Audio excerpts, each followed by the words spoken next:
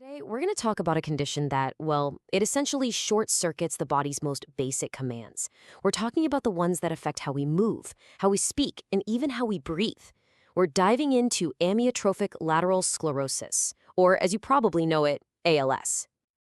Just imagine this for a second. You think, I'm going to take a step or I'm going to pick up that glass of water. But the message, it just gets lost somewhere along the way. That signal from your brain never quite makes it to the muscle.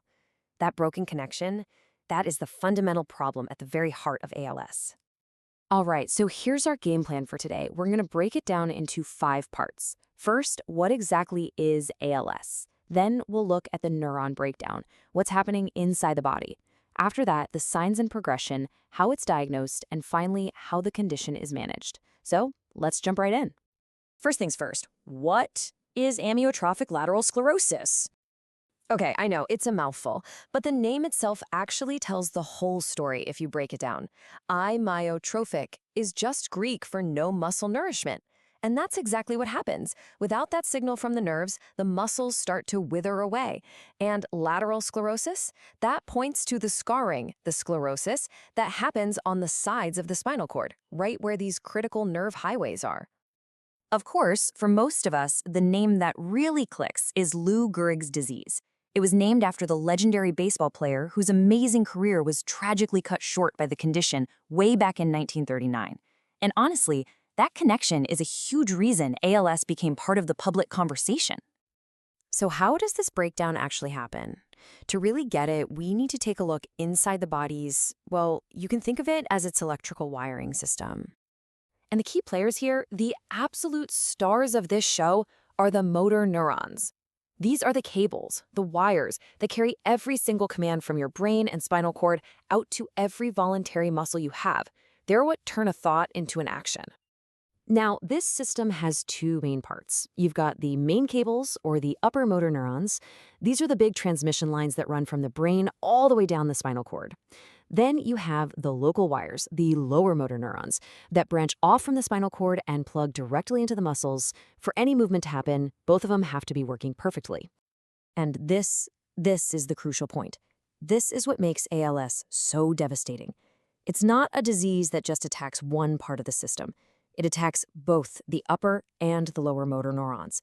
The main cables and the local wires are all breaking down, and that leads to this total communication failure between your brain and your body. So, when this internal wiring starts to fail, how does that start to show up on the outside? What does it actually look like? Well, ALS doesn't start the same way for everybody. About 3/4 of the time, it begins in the arms or legs. We call that limb onset. Someone might just notice some weakness or maybe some twitching in a hand or a foot. But for the other 25%, it starts with what's known as bulbar onset, and that affects the muscles used for speaking and swallowing first. Now remember, those 2 types of neurons we talked about, the damage to each one creates a very different set of symptoms. When the main cables, the upper motor neurons, get damaged, the signals get messy and uncontrolled. This leads to things like spasticity, which is that feeling of stiffness and tightness, and really overactive reflexes.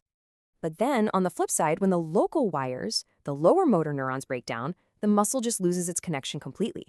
And that causes the total opposite effect. You see severe weakness, muscle wasting, or atrophy, and those signature muscle twitches called fasciculations.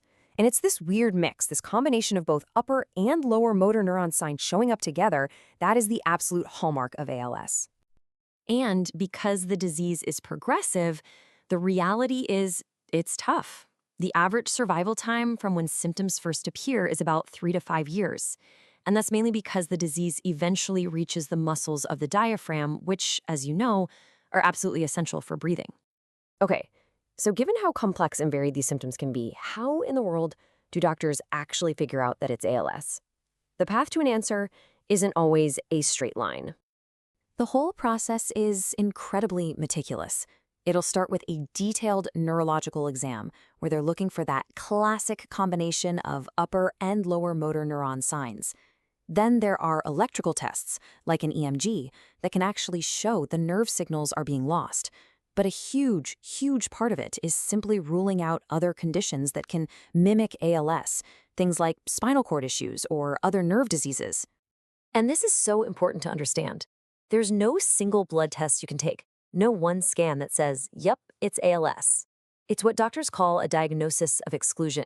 They have to become detectives, really, ruling out every other possible explanation until ALS is the only one left that fits all the evidence.